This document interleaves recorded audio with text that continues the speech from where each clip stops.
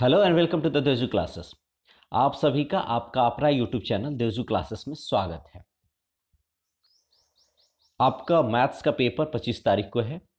उसको ध्यान में रखते हुए हम आपके लिए पूरे फाइनल रिवीजन है ना, फाइनल रिवीजन के लिए चैप्टर वाइज हर चैप्टर से हम लोग अलग अलग जो चैप्टर्स हैं आपके मैथ्स के, उनसे जो भी इंपॉर्टेंट क्वेश्चंस बनेंगे उसको हम लोग देखेंगे।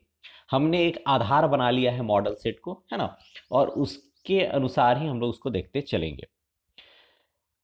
क्वेश्चंस हिंदी और हिंदी में है और डिस्कशन हम लोग हिंदी और इंग्लिश दोनों में करेंगे, है ना। तो इससे दोनों मीडियम के बच्चे लाभान्वित होंगे। ये दो पार्ट में आएगा। पहले पार्ट वन जो होगा वो आपका त्रिभुज तक है, यानी त्रिभुज तक जो चैप्टर है उसके हम लोग उसको देखेंगे पहले पार्ट में, और दूसरे पार्ट में उसके बाद वाले जो चैप्टर्स हैं उसको देखेंगे। ठीक है, तो ये आपका पार्ट वन है। और पार्ट वन में आप आइए हम लोग शुरू करते हैं। पहला प्रश्न, पहला चैप्टर यानी वास्तविक संख्याएं से। इस वीडियो को अगर आप पूरे दोनों वीडियो को अगर आप देख लेते हैं तो आई होप कि आप 80 आउट ऑफ 80 40 एमसीक्यू में और 40 सब्जेक्टिव में आप आराम से करके आएंगे। ठीक है, तो चलिए शुरू करते हैं हम लोग। पहला क्वेश्चन, पहला जो क्वेश्चन है 6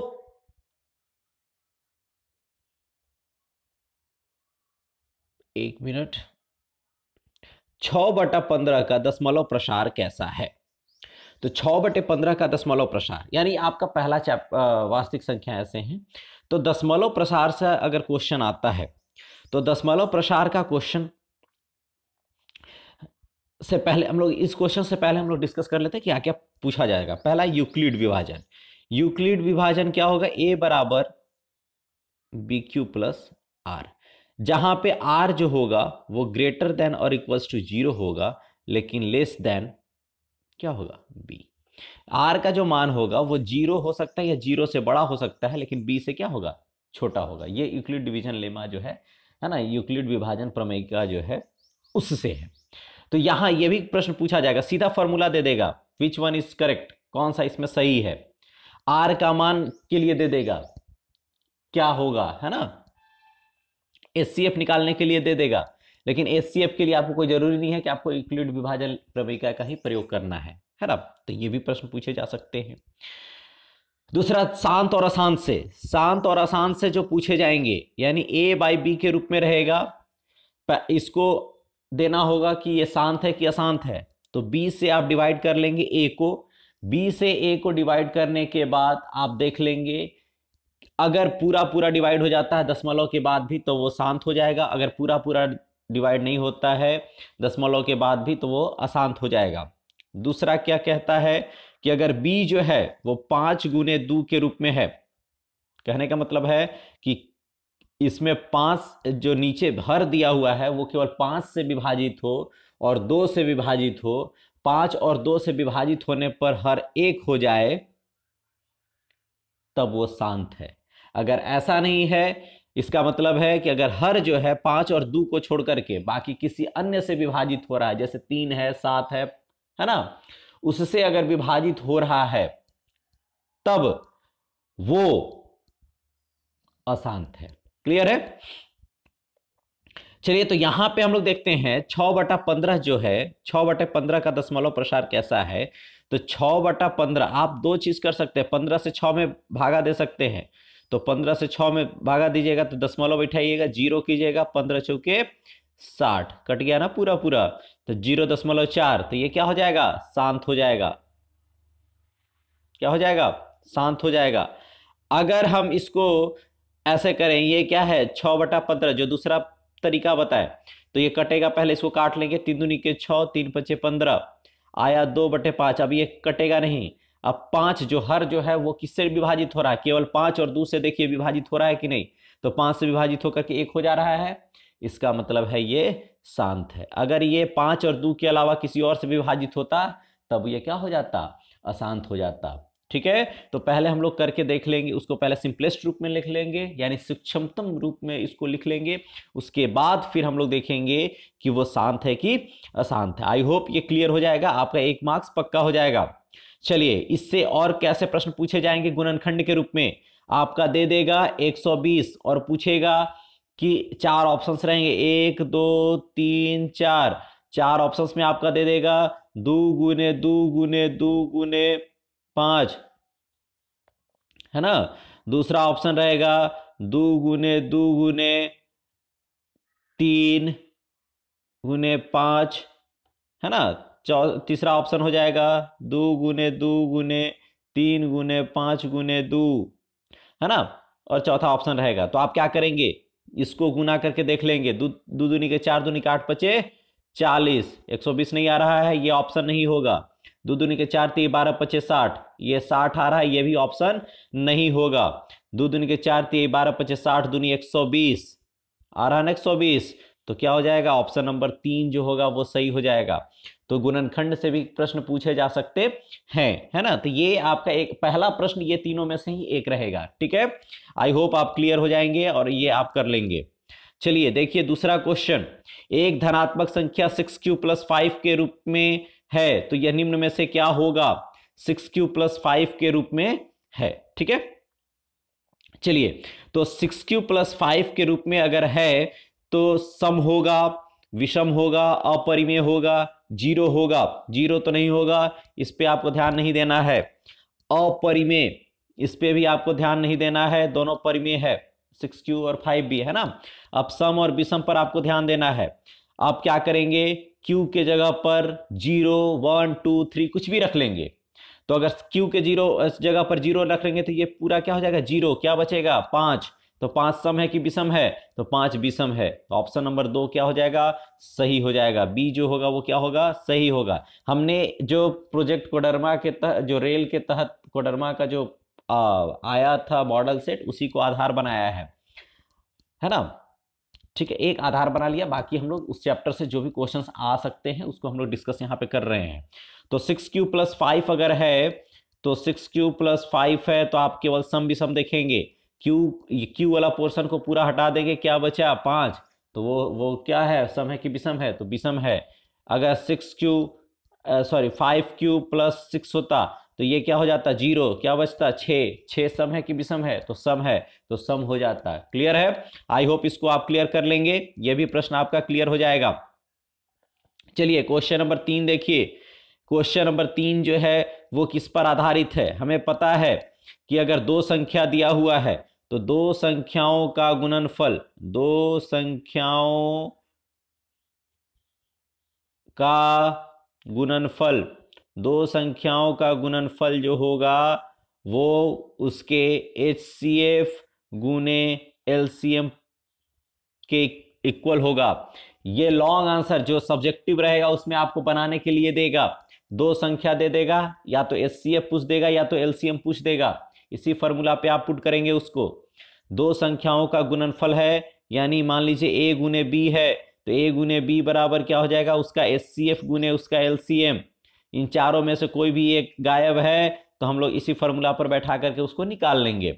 चलिए आइए हम लोग इस प्रश्न को देखते हैं। 1 मार्क्स में जो भी इससे प्रश्न पूछे जाएंगे तो वो फिल इन द ब्लैंक्स रहेगा, या तो ये गायब कर देगा, या तो ये गायब कर देगा, या तो ये चारों में से कोई भी गायब कर देगा, आप देख लेंगे और उसके अनुसार बैठाएंगे। तो a और b है, HCF गुने LCM दिया हुआ है, तो यहाँ क्या हो जाएगा, a गुने b, कहाँ है a गुने b, ऑप्शन नंबर C जो हो जाएगा वो क्या हो जाएगा, सही हो जाएगा। ठीक है, चलिए क्वेश्चन नंबर 4 देखिए, 17 और 23 का HCF क्या होगा, 17 और 23 का HCF।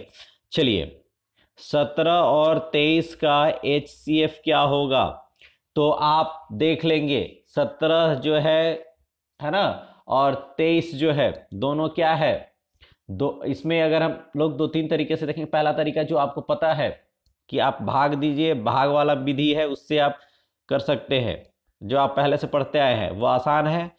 17 एकम 17, यहाँ पे 6 आएगा, 6 से 17 में भाग कीजिएगा तो 6 दूनी 12, यहाँ आएगा 5, फिर अब ये 5 से आप भाजक बन जाएगा और 6 में फिर भाग दीजिएगा तो 5 एकम 5, और 1, अब 1 बचा है, 1 से 5 में भागा दीजिएगा तो 5, यहाँ पे 5 कट जाएगा, तो 1 जो होगा जिससे पूरा पूरा कट जाता है वही क्या हो जाता है, HCF हो जाता है। तो इसका HCF क्या हो जाएगा, 1। HCF क्या हो जाएगा, 1। दूसरा तरीका देखिएगा, अगर दोनों संख्या जिसका HCF निकालने के लिए कह रहा है, अगर वो दोनों संख्या है ना अभाज्य है ना, दोनों क्या है, अभाज्य है, प्राइम नंबर्स हैं, तो वो उनका जो HCF होगा वो हमेशा 1 होगा। ठीक है, दोनों अभाज्य हैं तो उनका HCF यानी महत्तम समापवर्तक हमेशा 1 होगा। ठीक है, चलिए अब इस चैप्टर से एक और क्वेश्चन हम लोग डिस्कस कर लेते हैं।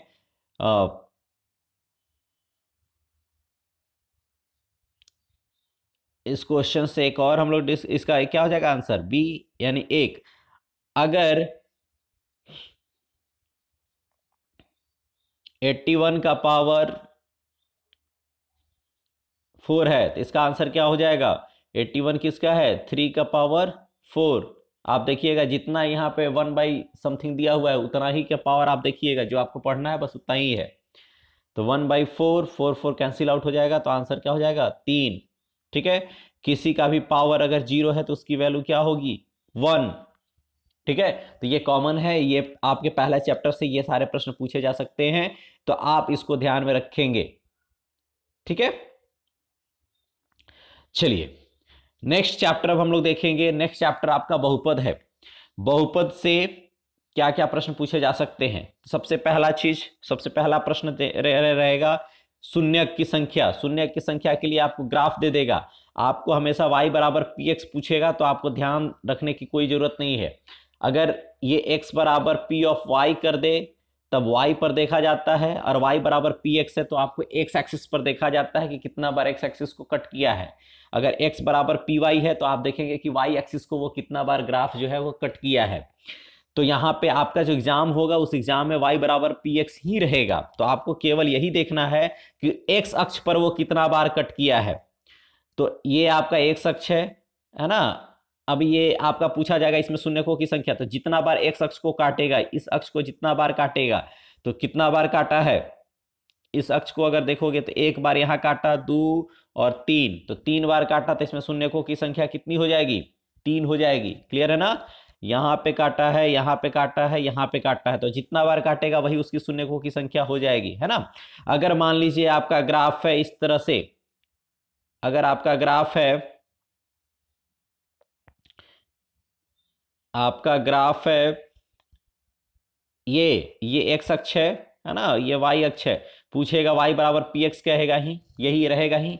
अगर पूछेगा शून्यकों की संख्या तो आप देखेंगे कि ये जो लाइन है ये कितना बार x अक्ष को काटा है, तो आप देखेंगे कि एक भी बार नहीं काटा है, इसलिए इसकी शून्यकों की संख्या क्या हो जाएगी, 0 हो जाएगी, है ना। तो बहुत आसान प्रश्न होगा, इससे आप आसानी से इसको कर लेंगे। इसका आंसर बताइए, ये x अक्ष को कितना बार काटा है, एक बार काटा है यहाँ पे, बिल्कुल सही।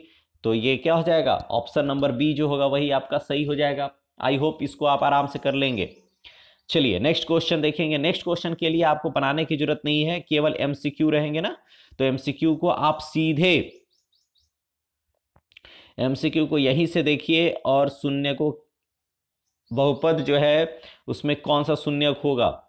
ठीक है, यहाँ पे ये दिया हुआ x² - 2x - 8।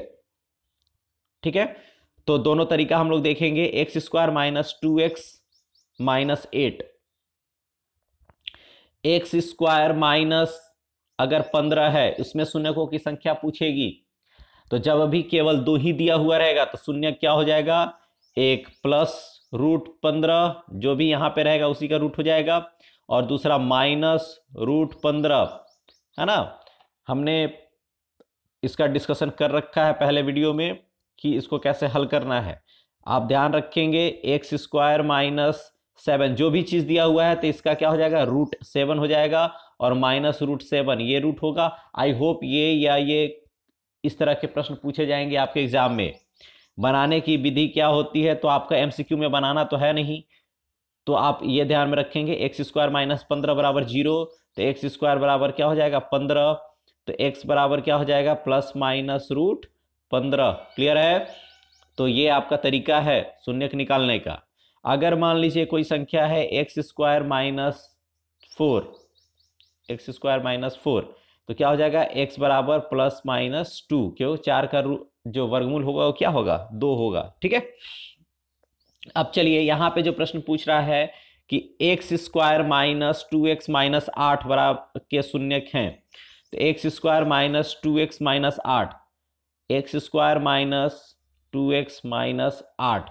अब x² - 2x - 8 है तो क्या करेंगे, इसको आप 0 करेंगे। अब इसको तोड़ेंगे, आप कैसे तोड़ेंगे, द्विघात है तो x² - 4x + 2x - 8 बराबर 0। x को कॉमन करेंगे तो x - 4, यहाँ पे +2 को कॉमन करेंगे तो x - 4 बराबर क्या हो जाएगा, 0। अब क्या है, एक हो जाएगा x + 2 और दूसरा हो जाएगा x - 4, दोनों क्या हो जाएगा, = 0। फिर जब x + 2 क्या होगा, 0, तो x बराबर क्या हो जाएगा, -2। ठीक है। और जब x - 4 बराबर क्या होगा, 0, तो x बराबर कितना हो जाएगा, 4। तो क्या आंसर हो जाएगा, एक -2 हो जाएगा और एक 4 हो जाएगा। ठीक है। तो ये तरीका से भी आप क्या कर सकते हैं, इसको निकाल सकते हैं, क्वेश्चन नंबर 5 को बना सकते हैं। तो -2 और 4, तो पहला ऑप्शन सही हो जाएगा। अगर इसके बाद भी आप सोच रहे हैं कि कैसे बनाएं, तो एक और तरीका है, क्या है, आप ये वैल्यू पुट कीजिए। पहले 4 है तो 4 पुट करके देखिए x के जगह पर, तो x के जगह पर 4 करेंगे तो 4 चौके 16 -2 चौके 8 -8, 8 और 8 क्या हो जाएगा, 16, ये हो जाएगा 16। तो 16 - 16 क्या हो जाएगा, 0। 16 - 16 0, तो यानी 4 तो होगा इसका शून्यक। अब -2 पुट करके देखिए तो 4 होगा, तो 4 इसमें नहीं है, इसमें नहीं है ना, तो 4 तो एक होगा। अब -2 पुट करके देखिए, -2 पुट करिएगा तो -2 का स्क्वायर करिएगा तो 4 हो जाएगा, और -2 इसमें पुट करिएगा तो 2 दूनी के 4 हो जाएगा, -8, 4 4 8 -8 क्या हो जाएगा, 0। तो क्या हो जाएगा, ये हो जाएगा। तो आप क्या कर सकते हैं, उसका मान रख करके भी x के जगह पर, और आप उसका आंसर देख सकते हैं ना। चलिए नेक्स्ट देखिए, क्वेश्चन है, यदि द्विघात बहुपद के शून्यकों का योग -3 और गुणनफल 2 है तो द्विघात क्या होगा। चलिए आइए देखते हैं हम लोग। जो द्विघात बहुपद होते हैं, द्विघात बहुपद किसके रूप में होते हैं, ax² + bx + c इसके रूप में होते हैं, ये बहुपद है। तो अल्फा प्लस बीटा यानी शून्यकों का योग क्या हो जाता है, -b/a। शून्यकों का गुणनफल कितना हो जाता है, c/a। अगर योगफल निकालने के लिए देगा तब भी आप ये फॉर्मूला पर निकाल लेंगे, अगर गुणनफल देगा तब भी आप ये फॉर्मूला पर निकाल लेंगे। फॉर एग्जांपल, एक एग्जांपल हम लोग ले लेते हैं कि अगर 2x² + 3x + 8 है तो क्या होगा, शून्यकों का योग अल्फा प्लस बीटा बराबर क्या हो जाता है, -b/a। b क्या है, 3 + 3, तो -+3/a क्या हो जाएगा, 2। तो यानी क्या हो जाएगा, -3/2। अल्फा इंटू बीटा, गुना जो होगा वो क्या हो जाएगा, गुना जो हो जाएगा वो क्या हो जाता था, c/a। तो c क्या है, 8, 8/2, तो 2 चौके 8 क्या हो जाएगा, 4 हो जाएगा। क्लियर है। तो ये भी प्रश्न पूछे जा सकते हैं। अब चलिए यहाँ पे जो प्रश्न है कि आपका शून्यकों का योग दिया हुआ है, यानी अल्फा प्लस बीटा योग दिया हुआ है मान लीजिए 3, और अल्फा इंटू बीटा दिया हुआ है मान लीजिए 2। तो कुछ नहीं करना है, सीधे आप पहले लिखिएगा x²। अब अल्फा प्लस बीटा क्या दिया हुआ है, 3 दिया हुआ है, जो भी चीज दिया हुआ रहेगा उसका साइन बदल दीजिए। तो +3 है तो क्या हो जाएगा, -3, तो -3x। और ये जो गुना दिया हुआ है उसको जो दिया हुआ है वही लिख दीजिए, तो यही क्या हो जाएगा, बहुपद। क्लियर है। चलिए फिर से हम लोग क्वेश्चंस को इसको देख लेते हैं। क्वेश्चंस को देखेंगे, यदि द्विघात बहुपद के शून्यकों का योग -3 और गुणनफल 2 है तो योग x² तो होगा ही। अब योग दिया है -3 तो चिन्ह बदलिए, तो -3 का क्या हो जाएगा, +3, 3x हो जाएगा, और गुणनफल जो रहेगा वही रहेगा तो +2। तो x² + 3x + 2, option number A क्या हो जाएगा, सही हो जाएगा। क्लियर है। आई होप इससे बाहर ये जो द्विघात बहुपद है उसमें आपका नहीं रहेगा। ठीक है, विभाजन एल्गोरिथम से कुछ रहेगा नहीं 1 मार्क्स में। तो बहुपद के शून्य को गुणांकों का जो संबंध है इससे हम लोग देख ही लिए, इससे बाहर नहीं रहेगा। ठीक है, चलिए नेक्स्ट चैप्टर में देखेंगे हम लोग दो चरों वाले रैखिक समीकरण। दो चरों वाले रैखिक समीकरण में आपका कोई विधि से बनाने के लिए नहीं देगा, इसमें आपका एमसीक्यू में, तो एमसीक्यू के लिए आपको विधि की जरूरत नहीं है, लेकिन आपका जो लॉन्ग आंसर है उसमें एक देगा क्वेश्चन आपको हल करने के लिए। तो आप प्रतिस्थापन यूज कीजिए, है ना, या विलोपन यूज कीजिए, या वज्र गुणन विधि यूज कीजिए। जो मेथड से आपको यूज करना है, सब्स्टिट्यूशन मेथड यूज कीजिए, एलिमिनेशन कीजिए, है ना, या फिर आपको क्रॉस मल्टीप्लिकेशन मेथड यूज कीजिए। जो मेथड यूज करना है उससे आप बना सकते हैं उसको। चलिए हम लोग यहाँ पे देखेंगे कि समीकरण युग्म का क्या हल होगा। इसी से आपका 1 मार्क्स का जो क्वेश्चन एमसीक्यू में इसी से प्रश्न पूछे जाएंगे। एनसीईआरटी में आपका देखिए ये समरी दिया हुआ है, मैंने वहीं से ये समरी उठाया है, आप इसको देख लेंगे। क्या है कि अगर a1/a2 दो समीकरण है, b1/b2 c1/c2, मान लीजिए समीकरण है आपका a1x plus b1y plus c1 बराबर 0। दूसरा समीकरण है a2x plus b2y plus c2 बराबर 0। तो a1/a2, b1/b2 और c1/c2 इसी को लेकर के आपको चलना है। तो पहला क्या कहता है कि अगर a1/a2 निकाले और b1/b2 निकाले, ये दोनों बराबर नहीं हुआ, तो जो ग्राफ होगा, जो ग्राफ बनेगा वो प्रतिच्छेदित ग्राफ बनेगा, एक पॉइंट पर प्रतिच्छेद करेगा, और एक पॉइंट पर जितना जगह पर प्रतिच्छेदित करता है ग्राफ उतना उसका हल होता है, उतना उसका सॉल्यूशन होता है। तो अगर प्रतिच्छेदित ग्राफ है तो एक जगह अगर वो क्रॉस किया, यानी एक जगह प्रतिच्छेदित किया, तो उसका हल भी एक होगा, अद्वितीय यानी यूनिक सॉल्यूशन होगा। क्लियर है, एक जगह इंटरसेक्ट कर रहा है तो यूनिक सॉल्यूशन होगा। कब? जब a1/a2 is not equal to b1/b2, यानी a1/a2 b1/b2 के इक्वल नहीं होगा। चलिए यहां देख लीजिए a1/a2 b1/b2 के इक्वल नहीं है, तो प्रतिच्छेद करती हुई रेखाएं, और हल जो होगा एक हल होगा, या तो एक हल रहेगा तब भी आंसर सही है, वन सॉल्यूशन, या यूनिक सॉल्यूशन, दोनों both of them are the correct. यहां पे देखो नेक्स्ट देख रहे हो कि a1/a2 बराबर b1/b2 बराबर c1/c2, मतलब अगर तीनों बराबर है, मतलब तीनों बराबर है, तो एक ग्राफ एक के ऊपर एक चढ़ा हुआ मिलेगा, यानी एक के ऊपर एक है, यानी क्या है, संपाती है, कोलिनियर है। तो अगर संपाती है तो कितना जगह पर टच कर रहा है, देख रहे हो ना, बहुत जगह पर टच कर रहा है, हर पॉइंट पर टच कर रहा है। तो हल क्या होगा, अनेक हल। क्यों? क्योंकि जितना जगह पर टच करता है, जितना जगह पर छूता है, उतना ही हल होता है। तो अपरिमित रूप से अनेक हल होगा। तो संपाती रेखाएं हैं तो अपरिमित रूप से अनेक हल होगा। ठीक है, चलिए नेक्स्ट देखिए a1/a2 बराबर b1/b2 not equal to c1/c2, यानी ये दो बराबर है और तीसरा बराबर नहीं है, c1/c2 बराबर नहीं है। तो ये क्या होगा, समांतर, यानी पैरेलल लाइंस होंगे, समांतर रेखाएं होंगे। और जब समांतर होगा, यानी अगर दो रेखा समांतर है ना, ये और ये समांतर है, तो ये क्या हो रहा है, कहीं प्रतिच्छेद हो ही नहीं रहा है। जब तक प्रतिच्छेदित नहीं करेगा, इंटरसेक्ट नहीं करेगा, तब तक कोई सॉल्यूशन भी नहीं होगा। तो इसलिए समांतर रेखाओं का कोई सॉल्यूशन होता नहीं है ना। और वो कब होता है, जब a1/a2 बराबर b1/b2 not equal to c1/c2। Clear है। आइए हम लोग हल देखते हैं कैसे कर रहा है। यहां पे इसका हल पूछ रहा है, 2 है यहाँ पे, यहाँ 6 है, तो 2 तिहाई 6, 3 गुना है। 3 से देखिए 3 तरीके 9, ये भी 3 गुना है। 4 से देखिए 11, 4 तिहाई 12, यहाँ 12 होना चाहिए था लेकिन 12 नहीं है, यानी ये और ये बराबर है, ये बराबर नहीं है। तो क्या होता है, a1/a2 बराबर b1/b2 not equal to c1/c2। तो क्या होगा, समांतर रेखाएं, और समांतर रेखाएं होगा तो कोई हल नहीं होगा। तो 8वां का सही आंसर ऑप्शन नंबर सी। ठीक है, चलिए नेक्स्ट देखिए, यदि, चलिए ये क्वेश्चन थोड़ा गड़बड़ है।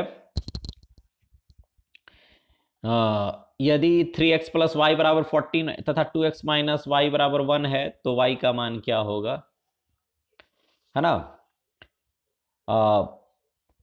ठीक है, चलिए तो हम लोग x और y दोनों, दो समीकरण है, तो x और y दोनों का मान निकल सकता है ना। तो चलिए देखते हैं हम लोग, y का मान निकालने के लिए चाहे x का मान निकालने के लिए, दोनों अगर पूछेगा तो हम लोग तो सॉल्व करना ही पड़ेगा। 3x प्लस वाई बराबर क्या हो जाएगा 14, 3x प्लस वाई बराबर 14, और यहाँ पे क्या है 2x माइनस वाई बराबर 1। सीधा हल कीजिए, ये कट जोड़ेंगे तो कट जाएगा, 3 2 क्या हो जाएगा 5x बराबर 14 में से 1 जाएगा तो 14 और 1 15, यानी x बराबर क्या आ गया 3, x बराबर 3। अब इसमें रख दीजिए, 2 3 6, तो 6 माइनस वाई बराबर 1, तो y बराबर क्या हो जाएगा 5, y बराबर 5। ऑप्शन नंबर सी, विलोपन विधि या फिर कोई विधि से आप इसको बना सकते हैं। ठीक है, तो एक क्वेश्चंस बनाने से भी है ना, तो आप वहां से भी उसको कर सकते हैं। नेक्स्ट क्वेश्चन देखिए, वह समीकरण युग्म जिसका कोई हल नहीं होता है क्या कहलाता है? चलिए, तो जिसका कोई हल नहीं होता है वो असंगत कहलाता है। यानी अगर आपसे पूछा जाएगा कि अगर ग्राफीय निरूपण, एक समीकरण युग्म है जिसका ग्राफीय निरूपण जो है वो समांतर है, तो वो संगत होगा कि असंगत होगा? तो वो असंगत होगा। असंगत को इंग्लिश में बोलते हैं नॉन कंसिस्टेंट, और संगत को बोलते हैं कंसिस्टेंट। तो जो पैरेलल लाइंस होते हैं वो नॉन कंसिस्टेंट होते हैं, मतलब जिसका कोई सॉल्यूशन नहीं होता वो नॉन कंसिस्टेंट होता है, और जिसका कोई ना कोई सॉल्यूशन होगा यानी इंटरसेक्टिंग लाइंस और कॉलिनियर लाइंस, दोनों लाइंस जो होते हैं वो संगत होते हैं, है ना। यानी जिसका यूनिक सॉल्यूशन भी होगा यानी अद्वितीय हल होगा, और जिसका अनेक हल होगा यानी मेनी सॉल्यूशंस होंगे, वो दोनों क्या होंगे? संगत होंगे। क्लियर है? चलिए, आई होप इसी ग्राफ से आपका 1 मार्क्स में रहेगा, है ना। चलिए नेक्स्ट चैप्टर हम लोग देखेंगे। नेक्स्ट चैप्टर आपका क्या है? द्विघात समीकरण, है ना। तो द्विघात समीकरण से क्वेश्चन को देख लेंगे। द्विघात समीकरण में विविक्त कर, वहीं से आपका क्वेश्चन पूछने वाला है। चलिए, ये जो मूल वगैरह है ना, ये तो सीधे पुट करके आप देख लेंगे कि है कि नहीं है। आपका प्रश्न पूछा जाएगा यहीं से। सबसे चलिए हम लोग डिस्कस कर लेते हैं। सबसे पहला चीज विविक्त कर, यानी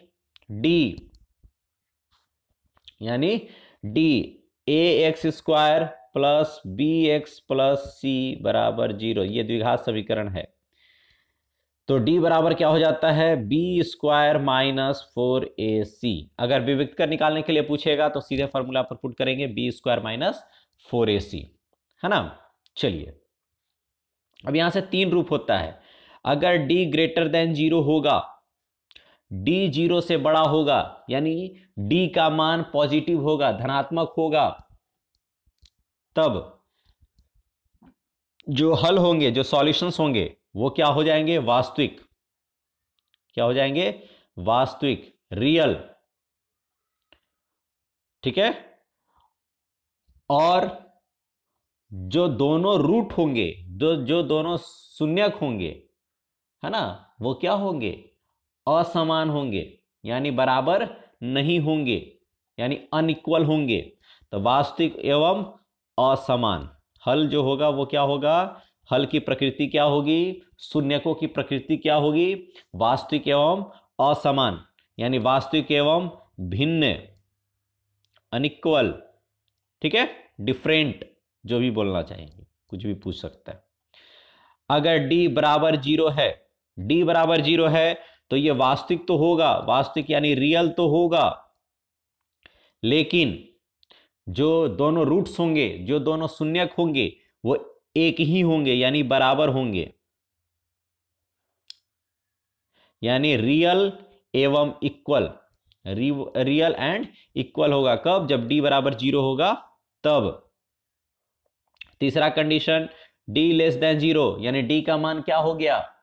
0 से कम, यानी माइनस में हो जाएगा, तो इसका कोई हल नहीं होगा। क्लियर है? पहला चीज ध्यान में रखेंगे, ये इसका हल करने की जरूरत नहीं है, ये संगत होगा ही नहीं।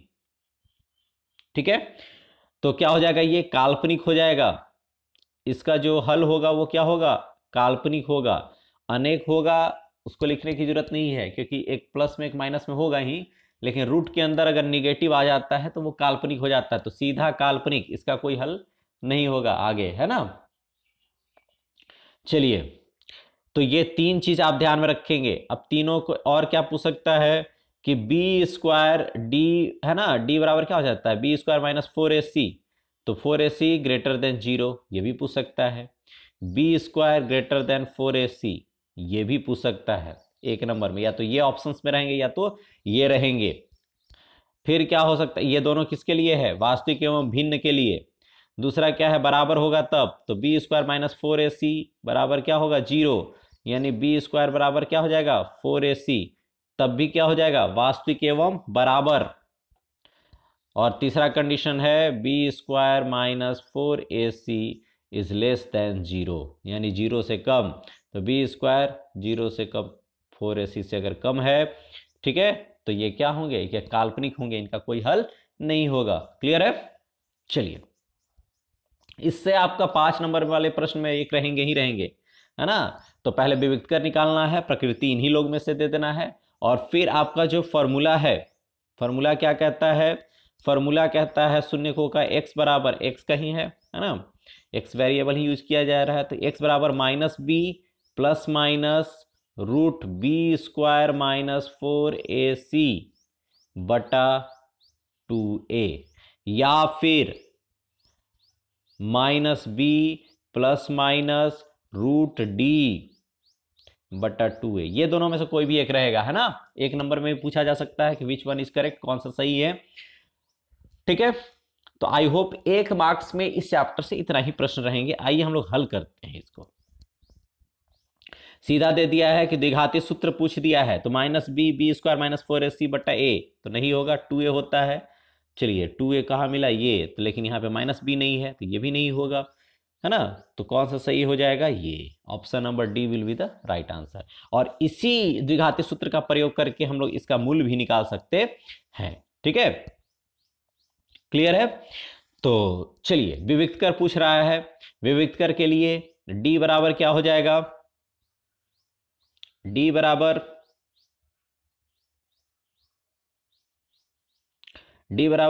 B square minus 4ac।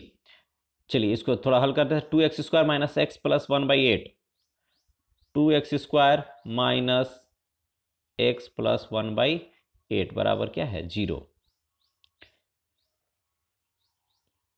a बराबर क्या है 2, b बराबर क्या है -1, c बराबर क्या है 1/8। तो d बराबर क्या हो जाएगा, विविक्त कर बराबर क्या हो जाएगा, b square minus 4ac, b की वैल्यू क्या हो जाएगी -1, तो -1 का स्क्वायर -4 इंटू a की वैल्यू क्या हो जाएगी 2, और c की वैल्यू क्या हो जाएगी 1/8, -1 का स्क्वायर 1, -4 2 से 8, ये कट जाएगा तो 1 हो गया, 1 - 1 क्या हो जाएगा 0, विविक्त कर क्या हो जाएगा 0, ठीक है, विविक्त कर हो गया 0। अगर आपसे पूछा जाएगा कि ये बताइए कि इसका शून्यकों का हल क्या होगा, शून्यकों की प्रकृति क्या होगी, तो वास्तविक एवं बराबर, क्यों, डी आपका 0 आ गया है। क्लियर है ना। द्विघात समीकरण का अधिकतम घात क्या होता है, क्लास 9 से पूछ दिया, ये क्वेश्चन आपका आने वाला नहीं है, लेकिन फिर भी ध्यान रखेंगे, अधिकतम घात कितना होता है, 2 होता है ना।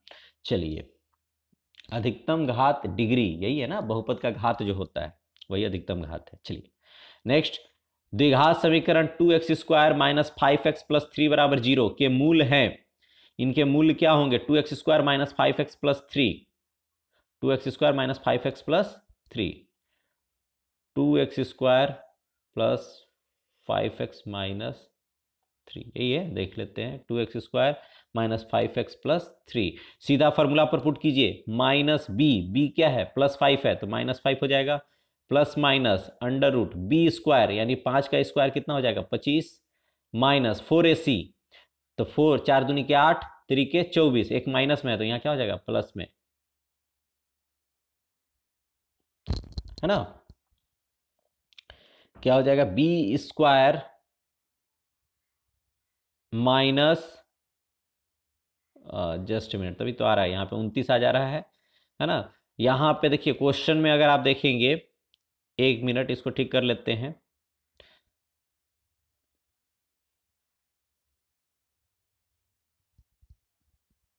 ये -5x प्लस 3 है ना, माइनस 5x+3। तो -5x² माइनस 5x+3 बराबर 0। एक बार देख लेते हैं, x² माइनस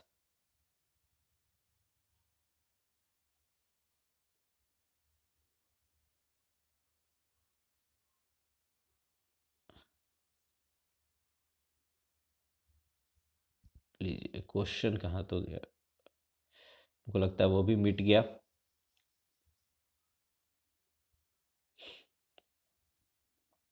चलिए, तो यही क्वेश्चन था, x² माइनस 5x+3 बराबर 0, मान लीजिए यही है ना। तो क्या हो जाएगा, एक सीधा फॉर्मूला पर पुट कीजिए, माइनस बी ये ब्रैकेट आप यूज कीजिएगा, प्लस माइनस √b², तो 5 का स्क्वायर कितना हो जाएगा 25, माइनस 4ac 4×3=12, और यहाँ पे 2 था सॉरी, है ना, 4×3=12 दूनी 24, ठीक है, बाई 2a 2×2, यही है। तो क्या हो जाएगा, माइनस माइनस प्लस 5 हो जाएगा, प्लस माइनस 1 हो जाएगा बाई 4।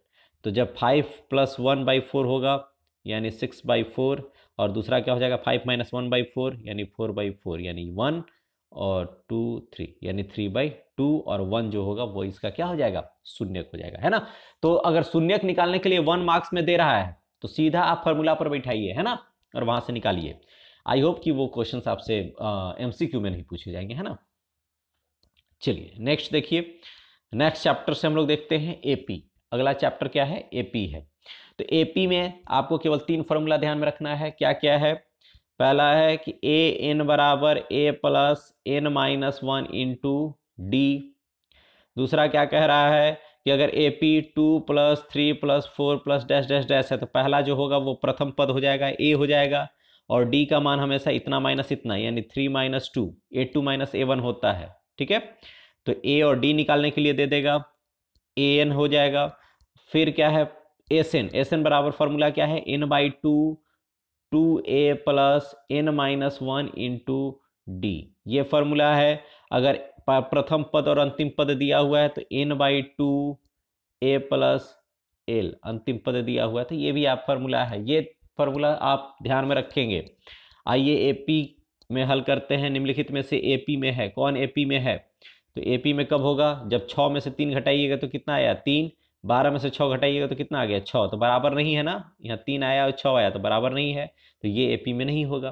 फिर 3 में से 1 घटाइए तो कितना हो जाएगा 2, 5 में से 3 घटाइए तब भी आ रहा है 2, 7 में से 5 घटाइए तब भी 2 आ रहा है ना, इसका मतलब ये AP में है। यानी D, अगर D बराबर आ रहा है, D1 बराबर D2 बराबर D3, या फिर जो सो ऑन, है ना, तो जितना है 2 ही करके देखेंगे, है ना, तो आगे देखने की जरूरत नहीं है, तब AP में क्या होगा, वो AP में होगा। क्लियर है। चलिए नेक्स्ट देखिए, AP 10 7 4 का 30वां पद क्या होगा। चलिए, अगर 30वां पद पूछ रहा है 10 7 4, तो A बराबर कितना हो गया 10, D बराबर क्या हो जाएगा 7 - 10, यानी कितना हो जाएगा -3। क्लियर है। अब 30वां पद यानी सीधा लिखिएगा, 30वां पद अगर पूछेगा A30, तो ये हो जाएगा A प्लस 29D, एक कम। अगर 40वां पद पूछेगा तो A प्लस 39D, अगर 18वां पद पूछेगा तो A प्लस 17D। क्लियर है। तो जो पूछेगा, ठीक है, उतना कर लेना। तो A प्लस 29D, A का मान कितना हो जाएगा, A का मान आपका 10 प्लस 29 गुने D का मान क्या है -3, तो 10 - 87, ये आपका NCERT का क्वेश्चन है। तो 10 - 87 -77, ठीक है। तो सीधा आप तो इसको देख करके ही आंसर कर देंगे, -77, है ना, ये आपके NCERT का आप करे होंगे इसको। तो अगर 30वां पद 32वां पद, जो भी पद पूछेगा उससे एक कम करके ए, जैसे अगर पूछ दे आपका 48वां पद निकालिए तो A plus 47D, A plus 47D हो जाएगा। क्लियर है।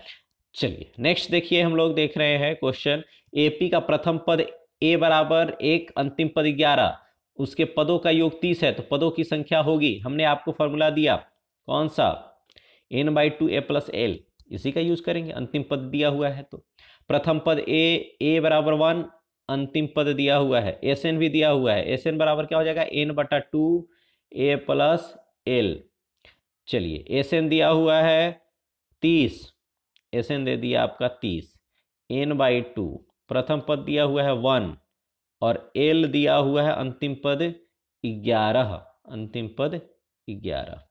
तो 11 अब हल करना है, 2 यहाँ चला जाएगा तो क्या हो जाएगा 60 बराबर n इंटू 11 और 1 12। अब ये n गुने 12 है तो 12 कहाँ चला जाएगा इसके नीचे, तो n बराबर क्या हो जाएगा 60/12, तो 12×5 = 60। तो n का मान कितना आ गया, n बराबर 5, n बराबर 5। क्लियर है। तो क्या किया हम लोग, सीधे वैल्यू पुट कर दिए, एस एन बराबर n/2 a प्लस एल, 30 बराबर n/2 11 प्लस 1 यानी 12, है ना। तो 60 बराबर n इंटू 12, तो 12 नीचे डिवाइड में चल जाएगा, तो n का वैल्यू कितना आ जाएगा 5। क्लियर है। ये लॉन्ग आंसर में भी पूछे जा सकते हैं, ठीक है। चलिए अब हम लोग नेक्स्ट ये 3 फॉर्मूला देख लेंगे, तो आपसे 1 मार्क्स वाला क्वेश्चन अब नहीं छूटेगा, है ना। प्रथम पद पूछ देगा, डी सारवंतर पूछ देगा, है ना, तब भी आप इसको कर लेंगे। चलिए नेक्स्ट चैप्टर देखेंगे हम लोग, त्रिभुज। और आज इस वीडियो का ये फाइनल चैप्टर, उसके बाद नेक्स्ट वीडियो में उसके आगे का आएगा, ठीक है। समरूप त्रिभुजों की संगत भुजा, समरूप त्रिभुजों की संगत भुजा क्या होती है, समानुपाती होती है, ठीक है। संगत भुजा क्या होती है, समरूप त्रिभुज का समानुपाती। तो समरूप त्रिभुज के लिए क्या होना चाहिए, 2 त्रिभुज समरूप है कब, इसकी संगत भुजाओं का अनुपात क्या होगा, बराबर होगा तब, ठीक है, या 2 कोण बराबर होंगे तब, ठीक है। तो अगर ये दोनों में से कोई भी है तो वो क्या होंगे, समरूप होंगे, ठीक है। प्रश्न पूछा जाता है कि 2 वृत्त क्या होंगे समरूप की सर्वांग सम, तो समरूप 2 स्क्वायर यानी वर्ग वो क्या होंगे, तो क्या होंगे समरूप। क्लियर है ना। आपके पहला चीज तो आप ध्यान में रखेंगे कि आपका जो 10th में पढ़ना समरूप पढ़ना, सर्वांग सम पढ़ना नहीं है, तो प्रश्न भी पूछे जाएंगे उसी से, है ना। तो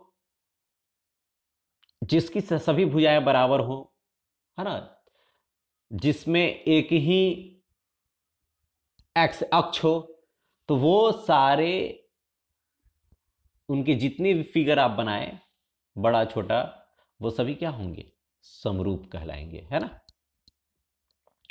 जैसे अगर त्रिभुज है तो त्रिभुज में अगर कौन सा है, इक्विलेटरल ट्रायंगल यानी समबाहु त्रिभुज है, सभी भुजा बराबर है, तो समबाहु त्रिभुज भी क्या हो जाएगा, समरूप होगा। क्लियर है। चलिए तो इसका क्या हो जाएगा, समानुपाती। 2 समरूप त्रिभुजों की भुजाएं 4:9 है, इनके त्रिभुज का क्षेत्रफल। तो क्या है कि 2 त्रिभुज है, 2 त्रिभुज का क्षेत्रफल, एक त्रिभुज है और दूसरा त्रिभुज है, दोनों त्रिभुज के क्षेत्रफल का अनुपात यानी A B C P Q R. तो त्रिभुज एरिया किसका, त्रिभुज ए बी सी का बटा एरिया त्रिभुज पी पी क्यू आर, ये जो होंगे वो क्या हो जाएंगे, संगत भुजाओं के स्क्वायर के बराबर, यानी ए बी बटा पी क्यू का स्क्वायर, ठीक है, बराबर बी सी बटा क्यू आर का स्क्वायर बराबर ए सी बटा पी आर का स्क्वायर, ठीक है। मतलब ध्यान में रखेंगे, इतना बटा इतना बराबर इतना बटा इतना बराबर इतना बटा इतना। क्लियर है। चलिए तो 4:9 है, 2 समरूप त्रिभुज की भुजाएं 4:9 है, तो इनके त्रिभुज का क्षेत्रफल, तो भुजा है ना ये, तो भुजा का अनुपात है, तो त्रिभुज का क्षेत्रफल क्या होता है, भुजा के स्क्वायर के बराबर, तो 4 चौके 16 9 81, 16/81। अगर क्षेत्रफल दिया हुआ रहता तो उसका क्या कर देंगे हम लोग, वर्गमूल निकाल लेंगे। अगर भुजा का अनुपात दिया हुआ है तो उसका वर्ग निकाल लेंगे। क्लियर है। चलिए यानी साइड का, है ना, साइड का अगर रेशियो दिया हुआ है तो हम उसका स्क्वायर कर देंगे, और अगर एरिया का रेशियो दिया हुआ है तो हम क्या कर लेंगे, स्क्वायर रूट निकाल लेंगे। ठीक है। एक चीज ध्यान में रखिएगा कि अगर ए बी सी त्रिभुज A B C is similar to triangle P Q R, यानी A B C P Q R के समरूप है, तो ए बी बट्टा पी क्यू बराबर बी सी बट्टा क्यू आर बराबर ए सी बट्टा पी आर। जिस सीरीज में है उसी सीरीज में आप देखने का प्रयास करेंगे। ठीक है, चलिए ए बी सी में ए बी दिया हुआ है, ए सी दिया हुआ, बी सी दिया हुआ है, तो कोण बी है ना। चलिए पहला चीज तो हम लोग इससे देखेंगे कि पाइथागोरस थ्योरम क्या कहता है। पाइथागोरस थ्योरम कहता है कि अगर कोई भी त्रिभुज है, कौन सा त्रिभुज, समकोण त्रिभुज, तो उसका जो कर्ण का स्क्वायर होगा वो अन्य दो भुजाओं के स्क्वायर यानी वर्ग के योग के बराबर होगा, है ना। तो इसका प्लस इसको अगर हम लोग, इसका स्क्वायर क्या होगा, इसके स्क्वायर प्लस इसके स्क्वायर के बराबर होगा, है ना। चलिए तो यहां पे जो भी चीज दिया हुआ रहेगा, जैसे ये मान लीजिए 5 है तो ये 4 और ये 3, तब ये क्या हो जाएगा, समरूप त्रिभुज हो जाएगा। अगर ये समरूप त्रिभुज होगा तो ये कोण 90 डिग्री होगा। क्लियर है। ये कब समरूप होगा, जब इसका स्क्वायर बराबर इसका स्क्वायर प्लस इसका स्क्वायर होगा। पाइथागोरस थ्योरम यही कहता है। ठीक है, तो आइए हम लोग इसको देख लेते हैं करके। ए बी सी में ए बी बी सी और इस तरह से बना देंगे। पहला चीज तो इसको आपको बनाने की जरूरत भी नहीं है। क्यों, क्योंकि दो ही एंगल हो सकते हैं त्रिभुज के, अगर पूछने के लिए कहा जा रहा है तो। ऐसे तो कुछ भी हो सकता है, लेकिन अगर A1 मार्क्स में पूछ रहा है तो या तो 60 डिग्री या तो 90 डिग्री। जब अगर समबाहु त्रिभुज यानी सभी भुजा बराबर दिखेंगे तब 60 डिग्री, क्योंकि समबाहु त्रिभुज हो जाएगा। लेकिन अगर सभी भुजा बराबर नहीं है तो आप याद करिए उसमें लिखेंगे 90 डिग्री। इनमें से कोई नहीं ऑप्शन रहेगा तब नहीं, है ना। अगर इनमें से कोई नहीं ऑप्शन नहीं है तो 90 डिग्री अगर है तो आप उसी में टिक करोगे आंख बंद करके, अगर बराबर नहीं है तो, है ना। चेक करने की भी जरूरत नहीं है।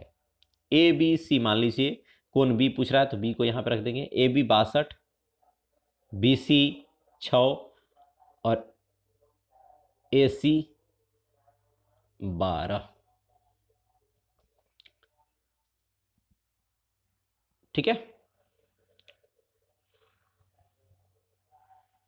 ये थोड़ा सा गड़बड़ है क्वेश्चन, यहाँ पे 62 नहीं होगा, है ना।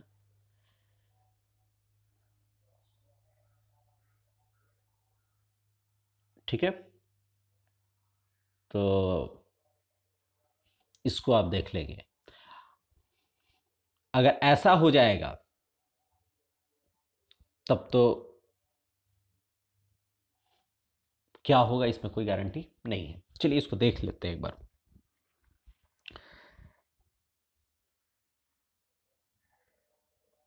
अगर हम लोग को क्या पता है कि अगर किसी का भी स्क्वायर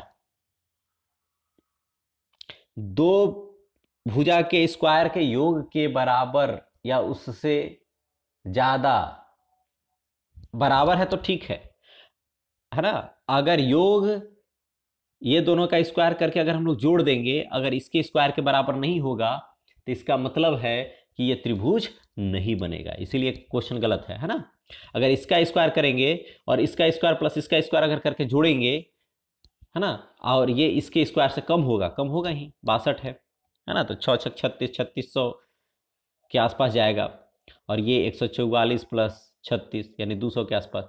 तो इसका जोड़ यानी किसी भी त्रिभुज का, है ना, दो भुजाओं का योग 12 और 6 जोड़ेंगे तो कितना हो जाएगा 18। तो 18 को इससे ज्यादा होना चाहिए था।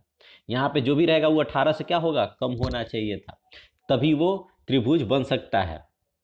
और यहाँ पे तो ये कर्ण होगा, इससे ये कम ही रहेगा। ठीक है, तो